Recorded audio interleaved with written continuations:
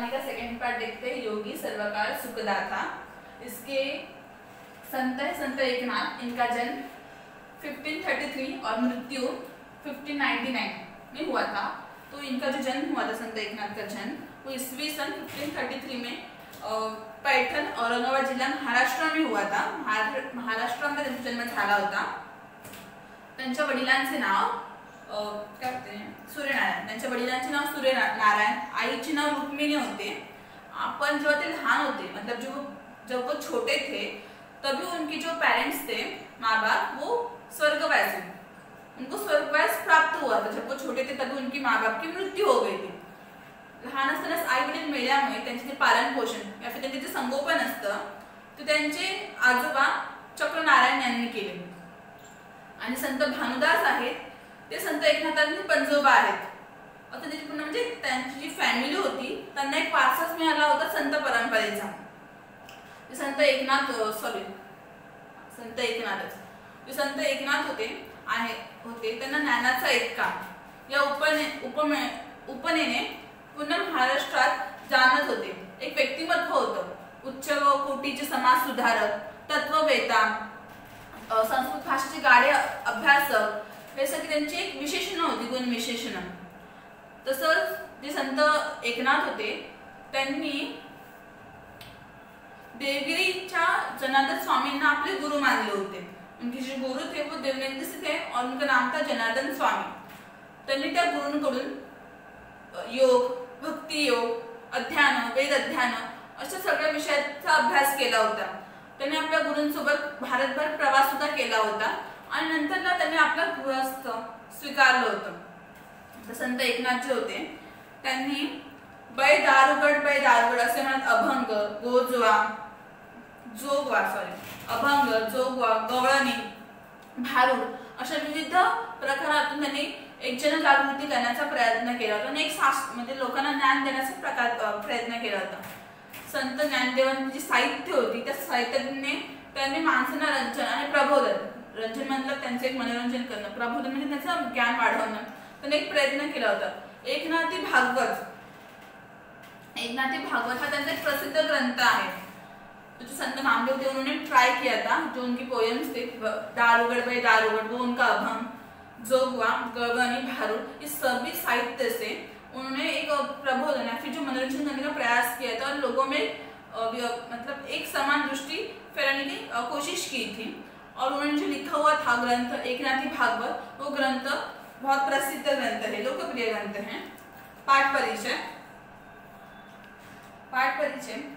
भागवत संप्रदायातील थोर संत कवी, 16व्या शतकातील महाराष्ट्राचे सांस्कृतिक प्रबोधनाचे प्रवर्तक, मतलब जो 16 में जो भी प्रवर्तक हुआ था, जो भी परिवर्तन हुआ था, उनके वो प्रबोधन थे, एक लीडर टाइप होता है वो। एकनाथी भागवत, रुक्मिणी, स्वयंवर, भावार्थ रामायण इत्यादि ग्रंथ उन्होंने लिखे थे। अभंग, आख्याने, गवळणी, पदे, भारुडे अशी त्यांची बहुयामी लेखनस्पंदा आहे। बहुश्रुता, समन्वयशीलता, सामान्यांच्या उद्धाराची तळमळ, अलंकारिक, पौराणिक कथा संदर्भ, सुबोधता हे संत एकनाथांच्या काव्याचे प्रमुख विशेषण होते। प्रस्तुत अभंगात योगी पुरुष आणि पाण्याची तुलना केली असून मतलब ये जो ये अभंग है योगी सर्वकाल सुखदाता, इस अभंग में एक योगी पुरुष मतलब जो भगवान की प्रार्थना मतलब भगवान में पूरा विलीन हो जाता है, उसके लिए ईश्वरीय सब कुछ होता है। जो योगी पुरुष होता है तपस्या करता है, साधना करता है, उसको भी योगी पुरुष कहा जाता है। तो जो योगी पुरुष है वो पानी से, जल से कैसा श्रेष्ठ है वो बताने की उन्होंने कोशिश की है। योगी पुरुष हा पाण्यापेक्षा श्रेष्ठ कसा आहे हे विविध दृष्टांत मतलब बहुत सारे उदाहरण देकर, एग्जाम्पल देकर संत एकनाथांनी वो स्पष्ट किया है। वो बताना चाहते हैं विविध उदाहरण देकर कि जो योगी पुरुष है वो पानी से कैसा श्रेष्ठ हो सकता है। जेवी चंद्रकिरण चकोरासी, पाखोवा जेवी पिल्लयांसी, जीवन जैसे का जीवांसी, तेवी सर्वांसी मृदुत्व। मतलब जेवी मतलब ज्या प्रमाणे, जिस तरह, चंद्रकिरण मतलब चंद्राचे किरण, जो चंद्र का प्रकाश किरणें होते, पाखोवा मतलब पक्षियों से पंख, जो बर्ड्स होते उसके जो पंख होते वो, मृदुत्व मतलब कोमलता, दयालु, कोमल, जड़ मतलब जल, तो क्या बोलते हैं जेवी चंद्रकिरण चकोरासी, मतलब ज्याप्रमाणे अशी कल्पना आहे, जो चातक पक्षी आहे तो चंद्राची किरण पिऊन सुद्धा जिवंत राहतो. त्याच्यासाठी चंद्रकिरण खूप महत्वाचे असतात, त्याच्यासाठी जीवन असतात चकोर पक्षीला, आणि तो काल्पनिक पक्षी आहे. तो योगी जो पुरुष आहे तो कसा श्रेष्ठ आहे हे सांगताना संत एकनाथ म्हणतात की ज्याप्रमाणे चकोर जो पक्षी आहे तो केवळ चंद्राची किरणे पिऊनच जीवन जगतो, त्याच्या जीवनामध्ये ते खूप महत्वाचे आहेत. पाखवा जेवी पिल्यांची, पाखवा मतलब पक्षिणीची पंख, जेवी पिल्यांची मतलब जी पक्षिणी असते तर तिला समजतं एखाद्या पक्षीला की माझ्या पिल्लांमध्ये संकट आलं आहे, त्यांना सुरक्षित ठेवायला पाहिजे, तर ती काय करते आपल्या पिल्लांना स्वतःच्या पंखामध्ये लपवून ठेवते, त्यांना सुरक्षित ठेवते, त्यांना मायेची ऊब देते. जीवन जैसे का जीवांसी, आणि जे पण भूतलावरती असं त्या पृथ्वीचे जे पण जीवन सजीव आहेत, जीवन मतलब सजीव आहे, त्यांचं सगळ्यात महत्त्वाचं जीवन म्हणजे काय पाणी. पाणी नसेल तर मनुष्य जीवन अशक्य आहे. पाणी महत्त्वाचं आहे, सकाळी उठल्यापासून झोपेपर्यंत आपल्याला पाणी लागतं. तर मानवी जीवनामध्ये पाण्याचे वेगळेच महत्त्व आहे. त्याचप्रमाणे या भूतलावरती का योगी पुरुषाचे पण तेवढंच महत्त्व आहे. जसं चक्राला चंद्रकिरण हवे असतात, तर पक्षींनी आपल्या जसे पिल्लाला जपून ठेवते, आणि जसं माणसाला पाणी लागतं तसंच पृथ्वीवरती एका योगी पुरुषाचं असणं सुद्धा खूप गरजेचं आहे. योगी पुरुष कसे असतात ते मृदू असतात, म्हणजे कोमळ असतात, दयाळू असतात, प्रेमाळू असतात, आणि सारख्यांशी एकमताने वागतात. मतलब असं नाही की एखाद्यासोबत रागाने वागणार, क्रोध करणं एखाद्यावर, किंवा एखाद्याने खूप प्रेमाने वागणार, सगळ्यांसोबत सारखं वागतात. तर ते बोलतात तसे जे योग पुरुष असतात, जे योगी पुरुष असतात ते खूप दयाळू असतात, प्रेमळ असतात, सगळ्यांशी एकमतानेच राहतात, एखाद्यासोबत प्रेमाने म्हणतात, सर्वांसोबतच प्रेमाने वागतात. तर ते म्हणतात जशी पक्षिणी आपल्या पिल्लांना आपल्या पंखाखाली ठेवते, सुरक्षित ठेवते, त्याचप्रमाणे योगी पुरुष असतात ते काय करतात, त्यांच्या ज्ञानाच्या प्रकाशाखाली, त्यांच्या ज्ञानाच्या पंखाखाली आपल्या सर्वांना एकत्र करतात, एकट्ठा करतात, आणि सगळ्यांच्या आयुष्यात सुख समाधान भरण्याचा प्रयत्न करतात. जे योग पुरुष असतात ते, हिंदी में ट्रांसलेशन क्या है, जो चकोर पक्षी है ऐसा मानना है कि वो चंद्रकिरण पीता है, कि वो सिर्फ बारिश की बूंदे पीता है, और बाकी के लाइफ वो सिर्फ चंद्र के किरण, उसका प्रकाश पी के ही जिंदा रहता है. ऐसे काल्पनिक मानना है लोगों का, एक काल्पनिक है, वो एक्चुअली ऐसा रियल लाइफ में नहीं है. तो वो क्या करते हैं, संत एकनाथ जो है वो एक योगी पुरुष, मतलब जो तपश्चर्या करते हैं, जो साधना करता है, उसका महत्व समझाते हुए उन्होंने 3 उदाहरण दिए स्टार्टिंग में. चकोर पक्षी, एक पक्षिणी, उसका बच्चा, और जो सजीव लोग हैं हम.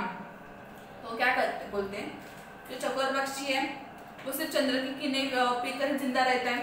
उसके लिए चंद्र की किरणें मतलब उसका जीवन ही है चंद्र किरणें. फिर उन्होंने आगे बोला है कि जो पक्षिणी होती है, फिर जो भी पंछी होता है, वो अपने बच्चों को बचाने के लिए, जब उसको एक भनक भी लग जाए कि कोई आसपास है, मेरे बच्चों को कोई परेशानी होगी, तो अपने बच्चों को अपने पंख के नीचे छुपा के रखती है, हर कोई भी पंछी होगा, और उसको माया की उपदेश देती है, उसको सुरक्षित रखने का प्रयास करती है.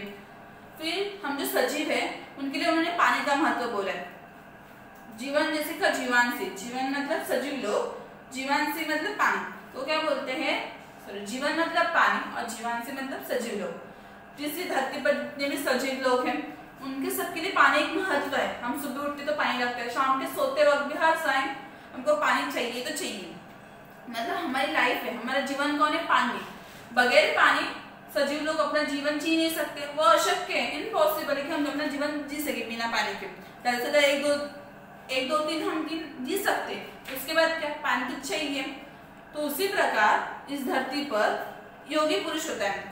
वो क्या करता है, जो योगी पुरुष होता है, वो सबके साथ समभाव, मतलब सबके साथ प्रेम से बर्ताव करेगा, किसी को दुख का मतलब क्रोध से नहीं पेश आएगा, सबके साथ सेम बर्ताव करता है, और वो मृदु होता है, मतलब कोमल होता है, दयालु होता है, उसको तो जल्दी गुस्सा नहीं आता. और जो योगी पुरुष होते हैं वो क्या करते हैं, इस समाज में एक जैसा बर्ताव मतलब एक मानवीय भाव निर्माण करने के लिए अपने ज्ञान के पंख के नीचे सबको इकट्ठा कर देते हैं, मतलब अपना ज्ञान प्रसारित कर देता है कि सब लोग वो एक तरह बर्ताव करें, सब लोग समभाव से बर्ताव करें. इसलिए वो अपने ज्ञान के पंख के नीचे सबको इकट्ठा कर देते हैं, सबके जीवन में सुख समाधान शांति भरने की कोशिश करते हैं योग पुरुष। वो ही बोला कि चकोर के लिए चंद्र और उसका जीवन, पंछी के लिए उसके जो पिल्लू होते हैं, बर्ड्स होते हैं उसके बच्चे, वो उसके लिए बहुत इंपॉर्टेंस होते हैं। सभी लोगों के लिए जीवन, वैसे भूतलावर या फिर धरती पर एक योगी पुरुष बहुत इंपॉर्टेंट होता है। जळ वरी वरी शाळी मळ, योगी या सभाय करी निर्मळ, उदक सुख करी एका वेळ, योगी सर्वकाळ सुखदाता। जळ मतलब जल, वरी मतलब वरी वरी मतलब वरवरचे, शाळी मतलब धुणे, मळ मतलब मल, सभाय मतलब आतून व बाहेरून, निर्मळ मतलब स्वच्छ। ते काय म्हणताय, संत एकनाथ योगी पुरुष हा पाण्यापेक्षा कसा श्रेष्ठ आहे ते सांगताना संत एकनाथ म्हणताय, जळ मतलब जल, वरी वरी शाळी मळ, मतलब जे पाणी असतं ते फक्त वरवरचं मळ धुण्याचे काम करतं। आणि काही काळानंतर तर तुम्ही आता बॉडी धुतली तर काही काळानंतर त्याचे मळ पुन्हा जमा होतो, म्हणजे ती पाण्याची जी स्वच्छता असते ती फक्त एका क्षणापुरती या फिर थोड्या टाइमापुरतीच मर्यादित असते, कालांतराने पुन्हा ते घाणच होतं, धुईने भरून जातं। योगी या सभाय करी निर्मळ, पण जे योगी पुरुष असतात ते काय करतात, माणसाचे अंतर्बाह्य मन दोन्ही मन पूर्ण स्वच्छ करून टाकतात। त्याच्या ज्ञानाच्या प्रकाशाने, म्हणजे त्यांच्या मनात काही वाईट विचार असतील, बुद्धी वाईट असेल तर ते सगळे नष्ट करून टाकतात। योगी पुरुष त्यांच्या ज्ञानाने माणसाचे अंतर्बाह्य मन दोन्ही मन स्वच्छ करून टाकतो। पुढे लिहिले आहे, उदक सुख करी एका वेळ, उदक मतलब पाणी, उदक म्हणजे पाणी, तर पाणी असतो त्याची जी स्वच्छता असते ती एका वेळेपुरता या फिर थोड्या क्षणापुरताच मर्यादित असते, कालांतराने ती गोष्ट पुन्हा घाण होते।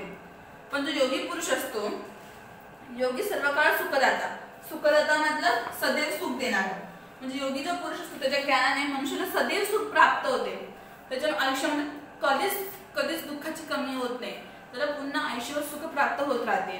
तर ते म्हणतायत की पाण्याने आपण अंग धुतो, थोड्या वेळापुरता स्वच्छ होतं, शुद्ध होतं आपलं अंग, पण काय होतं ती जी शुद्धता असते थोडी क्षणिक असते, थोड्या वेळापुरता मर्यादित असते, कालांतराने पुन्हा बॉडी घाण होतेच। पण योगी पुरुषाच्या जर तुम्ही सहवासात राहिला तर त्याच्या ज्ञानाने आपले साक्षात्कार प्राप्त होतो, आपलं अंतर्बाह्य मन शुद्ध होते, आपल्या मनातील वाईट विचारांचा बुद्धीचा नाश होतो आणि आपण पुन्हा स्वच्छ होतो।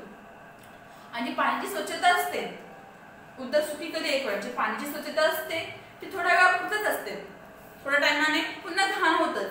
पण जेव्हा योगी पुरुषाच्या सानिध्यात राहतो आपण तर आपलं मन पूर्णपणे स्वच्छ होतं, कायम स्वच्छ होतं आणि आपल्या आयुष्यामध्ये सुख समाधान प्राप्त होते, कधीच दुःखाची जाणीव होत नाही, सुखच सुख असते आपल्या लाईफ मध्ये।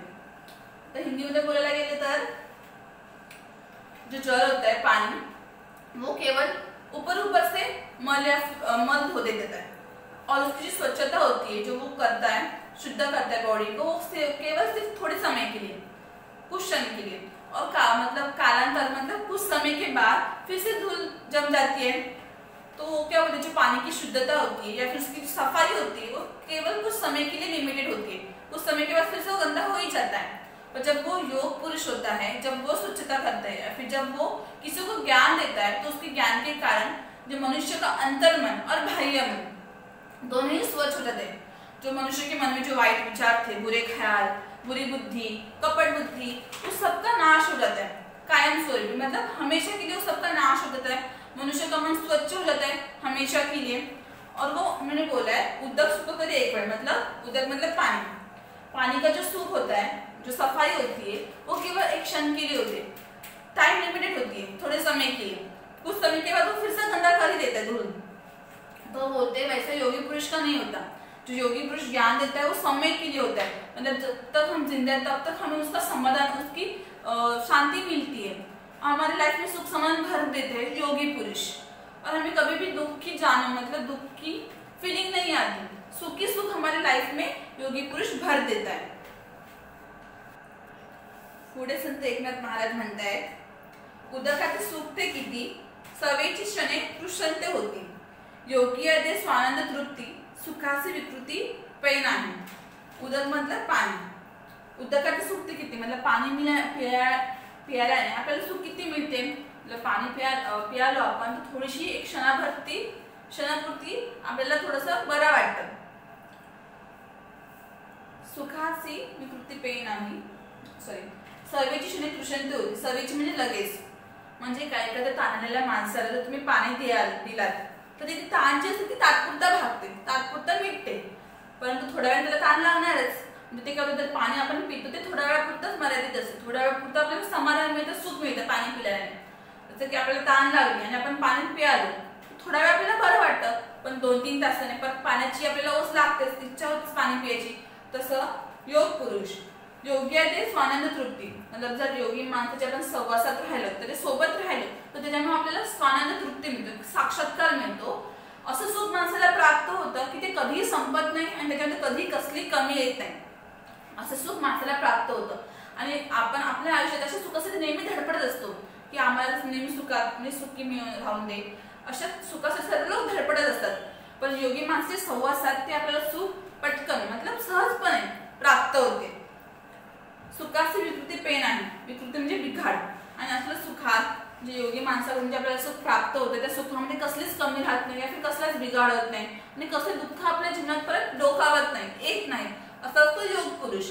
म्हणजे काय, पाणी पिलेलं तर आपल्याला एका क्षणापुरती बरं वाटतं, एका क्षणापुरती समाधान मिळतं पाण्याने. ताणलेल्या माणसाला जर आपण पाणी दिलं तर ती ताण लगेच भागते, लगेच मिटते, किंतु त्याला 2-3 तासाने ताण लागणारच, परत पाण्याची इच्छा मनात जागणार पाणी पिण्याची. तसं योगी पुरुष असं नसतं. अगर आपण योगी पुरुषाच्या सहवासात राहिलो तर आपल्याला साक्षात्कार होतो, बुद्धी मिळते, ज्ञान मिळतं नाही, आणि तो साक्षात्कार त्याचं समाधान असतं ते कायमस्वरूपी असतं, लाईफ लॉंग. म्हणजे कधी त्याच्यामध्ये कधीच कमतरता येत नाही, कधीच कमीपणा येत नाही, कधीही न समजणारे सुख आपल्या योगी पुरुषामुळे प्राप्त होते. तर जो योगी पुरुष असतो विकृती सुखाची विकृती पेन आहे, मतलब योगी पुरुषामध्ये आपल्याला सुख मिळतं त्यात कधीच कसली कमी मिळत राहत नाही, आणि समाधान असतं ते आपल्याला नेहमी मिळत राहतं. आता हिंदीमध्ये बोलायला गेलं तर मतलब जब हम पानी पीते हैं तो हमको समाधान या फिर शांति मिलती है, जो मन को वो थोड़ी देर के लिए होती है, कुछ समय के लिए होती है. जैसे कि अगर कोई प्यासा इंसान होगा, उसको बहुत प्यास लगी होगी और आपने उसको पानी दे दिया तो उसको कुछ क्षण के लिए अच्छा लगेगा, पर बाद में 3-4 घंटे के बाद फिर से उसको प्यास लगेगी, फिर से पानी पीने की इच्छा होगी तो पानी पिएगा. मतलब पानी से जो शांति या फिर जो समाधान मिलता है वो कुछ समय के लिए होता है, छोटे मतलब टाइम लिमिट थोड़े समय के लिए होता है. पर जब हम योगी पुरुष के सहवास में रहते हैं, मतलब उसके साथ रहते हैं, तो हमें साक्षात्कार मिल जाता है. मतलब नया प्रकाश ज्ञान का बहुत सारी चीजें हमको समझ में आती है उसके साथ रहने के बाद. तो वो बोलते कि योगी पुरुष के साथ रहते हैं तो हमको सुख समाधान की प्राप्ति होती है. और कैसे सुख प्राप्त होता है, तो सुखा से विकृति पेन है, मतलब उस योगी पुरुष के कारण हमें ऐसा सुख प्राप्त होता है कि उसको कभी भी उस सुख में कभी भी कमी ना हो, कायम स्वरूप वो हमारे साथ रहेगा वो सुख समाधान. ऐसा सुख हमें योगी पुरुष से प्राप्त होता है. और ऐसा सुख समाधान प्राप्त करने के लिए हम हमारे लाइफ में हमेशा धड़पड़ते, मतलब कोशिश करते लाइफ लॉन्ग कि हमें वैसा सुख समाधान प्राप्त हो सके. और अगर हम योगी पुरुष के सहवास में रहेंगे तो इजीली, बहुत सहज करें, मतलब इजीली हमको वो सुख समाधान प्राप्त हो जाता है, जो किसी को मिलता नहीं है आसानी से, जो योग पुरुष के द्वारा ही हमें मिल सकता है.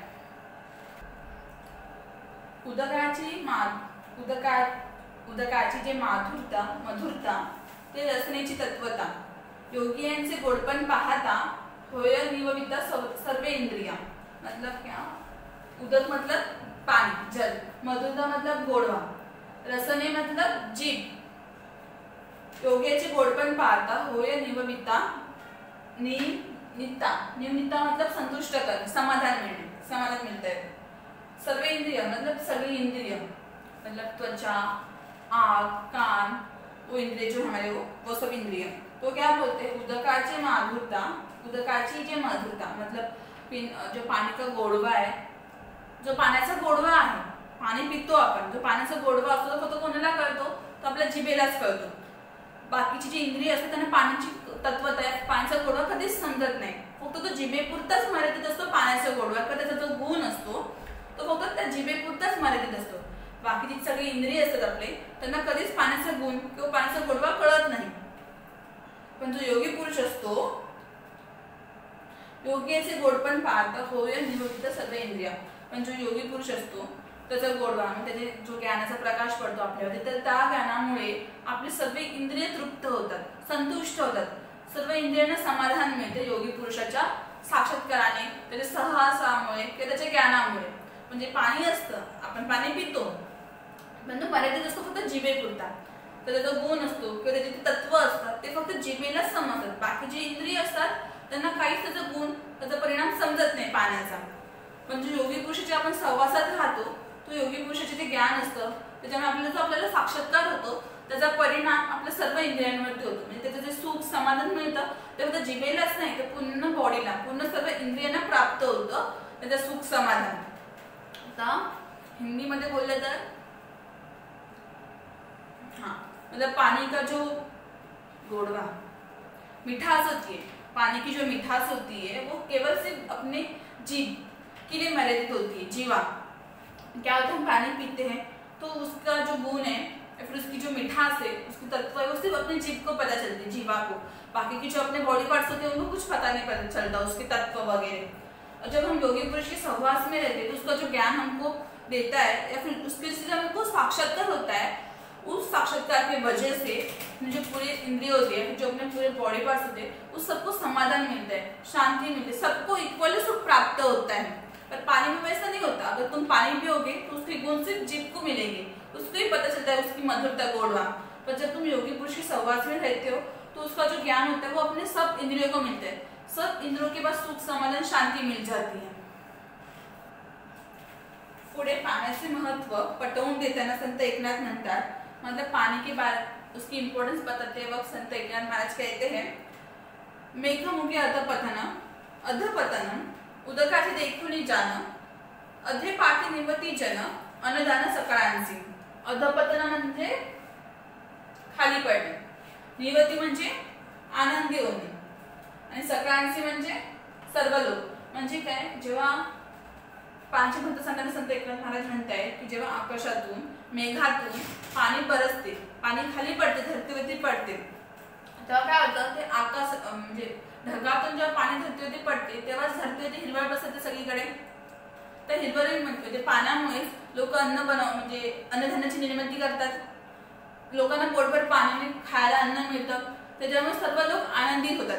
का होतात, म्हणजे जेव्हा पाणी असतं ते ढगांमध्ये ते जे धरतीवरती बरसतं म्हणजे धरतीवरती पडतं, त्या पाण्यामुळेच सर्वत्र हिरवळ पसरते, अन्नधान्याची निर्मिती होते, अन्नधान्याची निर्मिती करतो आपण बीज रोपून, परत लोकांना पोटभर खायला अन्न तसंच भरपूर पाणी मिळतं त्यांचं जीवन जगण्यासाठी. तर तसंच योगी पुरुष पण असतो, पण हिंदीमध्ये की जसं ढग आकाश, मतलब पानी का महत्व बताते हुए संत एकनाथ महाराज कहते हैं कि जिस प्रकार गगन में बादल होते, काले भरे हुए बादल, उनसे जब पानी बरसता है धरती पर तो सब लोग समाधानी होते हैं, सबको आनंद प्राप्त होता है. वो आनंद प्राप्त क्यों होता है, तो जब वो बादल बरसते हैं धरती पर तो सब जगह आसपास हिरवळ मतलब छोटी छोटी घास फूस पेड़ पौधे आ जाते हैं. उससे क्या होता है, हम अन्न धान्य की निर्मिती कर सकते हैं. बीज अगर बोएंगे तो हमको धान्य मिलेगा खाने के लिए पेट भर, और पानी भी मिलेगा पीने के लिए. उस पानी की वजह से जब वो गिरेगा तब हम धान्य भी कर सकते हैं और हमको पीने के लिए, जीने के लिए पानी भी मिल जाता है. ऐसे जो पानी इतना हमारी लाइफ में इम्पोर्टेंस है, उसी प्रकार योगी पुरुष भी होता है. पर इस दो लाइन्स में उन्होंने पानी का महत्व बताया कि किस तरह जब पानी धरती से नीचे गिरता है तो सब लोग आनंदित होते हैं. वो मोर भी नाचते हैं आनंद की वजह से जब वो पहली बारिश होती है, और उस बारिश की वजह से सब जगह हिरवळ मतलब पेड़ पौधे खिलने लगते हैं फिर से, और उसी कारण हम धान्य की निर्मिती कर सकते हैं. बीज बोकर हमको पेट भर जीने के लिए पानी भी मिलता है, पीने के लिए पानी, पेट भर खाने के लिए अन्न. किसके कारण मिलता है, तो सिर्फ वो पानी की वजह से. मतलब अगर बारिश ही नहीं होगी तो हम कैसे खेती करेंगे, अन्न धान्य नहीं मिलेगा. तो पानी का एक अलग ही महत्व है उसके लेवल पर. तैसी योगी अशी खालुती येणे जे इहलोकी जन्म पावनी, जन निववी श्रवण कीर्तने निज गाणे उद्धरी. म्हणजे काय, ज्याप्रमाणे ते धरतीवरती पाणी पडतं ढगातून, त्याचप्रमाणे जे योगी पुरुष असतात ते धरतीवरती खाली येतात. आता योगी पुरुष म्हणजे काय, जो आपल्या आत्म्याला परमेश्वराशी थेट जुळवतो तो योगी पुरुष. आणि त्या योगी पुरुषाचं महत्व सांगताना पाण्यासोबत कम्पेअर केले पूर्ण कविता. तर ते बोलतात की ज्याप्रमाणे ते पाणी धरतीवरती येतं आणि सगळ्यांच्या जीवनात आनंद भरून टाकतं, त्याचप्रमाणे ते योगी पुरुष असतात ते सुद्धा खाली येतात. खाली म्हणजे कुठे येतात, यह लोकी जन्म पावणे मतलब ह्या पृथ्वीवरती ह्या भूतलावरती ते जन्म घेतात आणि आपल्या जन्मातून सगळ्यांना सुख समाधान देतात. कसं देतात? निज ज्ञाने उद्धारी मतलब आत्मज्ञान देऊन, ज्ञान देणं म्हणजे कसंही प्रकारे अभंगातून, जोगव्यातून, पोवाड्यातून या फिर भजन कीर्तनातून ते आत्मज्ञान देतात लोकांना. त्यांच्या लोकांचा उद्धार करतात. उद्धारी मतलब कल्याण करणं, उद्धार करणं. निजज्ञान मतलब आत्मज्ञान. ते काय करतात? योग पुरुष लोकांना आत्मज्ञान देतात, विचार देतात नवनवीन. त्यामुळे लोकांचं कल्याण होतो, उद्धार होतो. परत केलेले जीनं नियोगी श्रवण करते लोकांना की आपली श्रवण कीर्तने म्हणजे भजन वगैरे करतात मंडळी एकत्र बसून ते सुनवतात. त्याच्यामुळे लोकांना सुख समाधान प्राप्त करण्याचा प्रयत्न करतात. जसं पाण्यामुळे माणसाला सुख समाधान मिळतं तसंच योगी पुरुषामुळे सुद्धा माणसाला सुख समाधान मिळतं. त्याच्याबरोबर काय मिळतं? आत्मज्ञान मिळतं म्हणजे साक्षात्कार मिळतो माणसाला. तो कायमस्वरूपी त्याच्या सोबत राहतो. आता हिंदीमध्ये बोलायला गेलं तर जिस तरीके से जो बारिश होती है बादलों में से पानी नीचे बरसता है तो उस पानी की वजह से हर जगह आनंद ही आनंद होता है, हिरवल छा जाती है, सब लोग आनंद से तृप्त हो जाते हैं. उसी प्रकार जो योगी पुरुष है वो भी उस पानी की तरफ नीचे आता है. अधपतन मतलब नीचे आना, लिखा है मैंने. अधपतन मतलब नीचे आना, खाली पड़ना. वो भी नीचे आता है योगी पुरुष. यह लोकी जन्म पावने, यह लोकी मतलब वो भूतल पे धरती पे जन्म लेता है ताकि वो इंसान का उद्धार कर सके. उद्धार मतलब कल्याण करना. तो क्या कहते हैं? अपने आत्मज्ञान से उद्धार करते हैं. मतलब जैसे फर्स्ट लाइन में उदाहरण दिया था, एग्जाम्पल दिया था कि जो पक्षी नहीं होती वो अपने बच्चों को अपने पंख के नीचे लेती. उसी प्रकार जो योगी पुरुष होते हैं वो अपने हम लोगों को, हम जैसे लोगों को अपने ज्ञान के पंख के नीचे लेता है, आत्मज्ञान देता है, हमारा उद्धार कर देता है, कल्याण करता है उसके ज्ञान से हमारा. फिर समाधान के लिए भजन कीर्तन के माध्यम से या फिर जोगवा के माध्यम से वो क्या करते हैं? लोगों में सुख समाधान देने की कोशिश करता है. उनके साथ हमेशा ऐसा सुख समाधान योगी पुरुष के माध्यम से हर एक इंसान को प्राप्त होता है. मतलब जो योगी पुरुष होते हैं वो अपने भजन कीर्तन के माध्यम से लोगों को हमेशा सदैव मतलब हमेशा सुख समाधान देने की कोशिश करता है. तो क्या बोलते हैं संत एकनाथ महाराज बोलतात की ज्याप्रमाणे मनुष्याच्या आयुष्यात एक पाण्याचे वेगळेच महत्त्व आहे. पाणी तर प्रत्येक मनुष्याला इम्पॉर्टंट वस्तू आहे पाणी. तसंच या भूतलावरती योगी पुरुष पण जरुरीच आहे. तर पाणी नसेल तर मनुष्याचं जीवन संकटात आहे, अशक्यच आहे जगणं माणसाचं. तसंच योगी पुरुष सुद्धा प्रत्येक म्हणजे आयुष्यात माणसाच्या असायला पाहिजे. तर त्यामुळे आपल्याला जीवनाचा सार्थकता मिळते, जीवन जगण्याची नवीन वाट मिलते, नवीन विचार मिलते मानसाला. अगर हिंदी में बोला जाए तो जैसे कि जल पानी हमारे लाइफ में इम्पोर्टेंट होता है कि जिसके बगैर हम जी नहीं सकते, वैसे योगी पुरुष होता है. अगर वो हमारे साथ नहीं रहेंगे तो हमको एक नई नई सोच नहीं मिल सकती, हमारा उद्धार नहीं हो सकता. तो जितना पानी आवश्यक है हर एक सजीव के लिए उतना ही योगी पुरुष का इस धरती पर जन्म लेना उतना ही इम्पोर्टेंट है ताकि सब लोगों का उद्धार हो, सब लोग एक जैसे बर्ताव करें.